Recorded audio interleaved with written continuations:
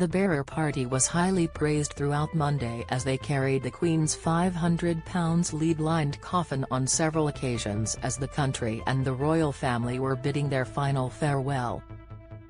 Among their duties, the pallbearers walked with the casket on their shoulders inside Westminster Abbey ahead of Queen Elizabeth II's funeral and up the steep stairs of St George's Chapel for the committal service. However, they completed perhaps their most important task far from the spotlight, with only a few people witnessing their work. On Monday evening, after the Queen's coffin had been lowered into the royal vault underneath St George's Chapel, the 8 pallbearers moved the late sovereign into her final resting place next to her beloved husband of 73 years, Prince Philip.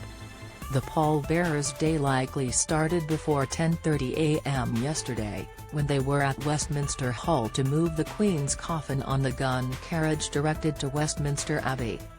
Their final task took place after the royals attended a private service started at 7:30 p.m., which means these guardsmen's grueling shift likely lasted for more than 12 hours.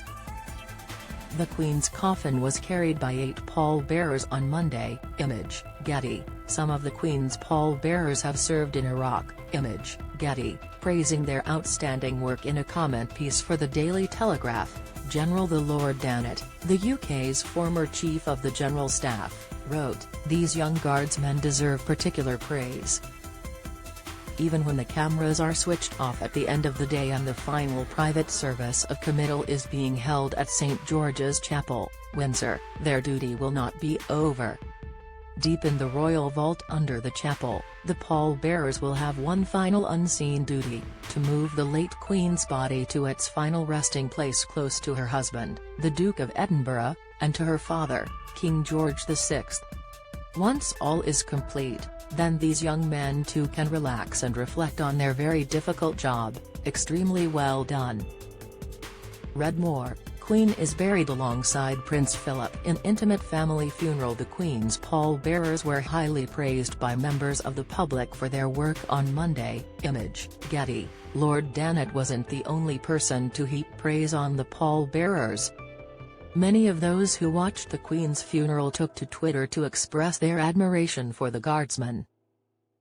TV host Piers Morgan tweeted, "These magnificent 1st Battalion Grenadier Guard pallbearers have been done their Queen and country proud. Incredible job under hugely stressful conditions." Russell Grant wrote on the platform, "I know people will say it's their duty, but the 8 pallbearers have been perfect in every way. They each deserve a medal.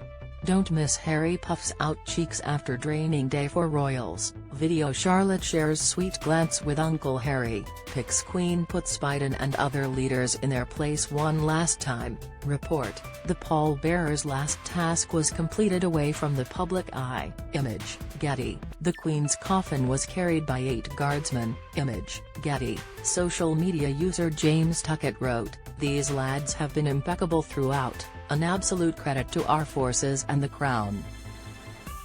Similarly, Claire Louise added, "Never in my life have I been as proud of people I don't know as I have these young men." Some of these pallbearers, part of the 1st Battalion Grenadier Guards, were called back from Iraq for this historic duty. The youngest member of the bearer party was 19-year-old Fletcher Cox, who had already carried the Queen's casket on Wednesday during the procession from Buckingham Palace to Westminster Hall.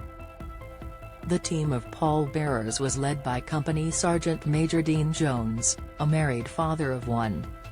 More to follow.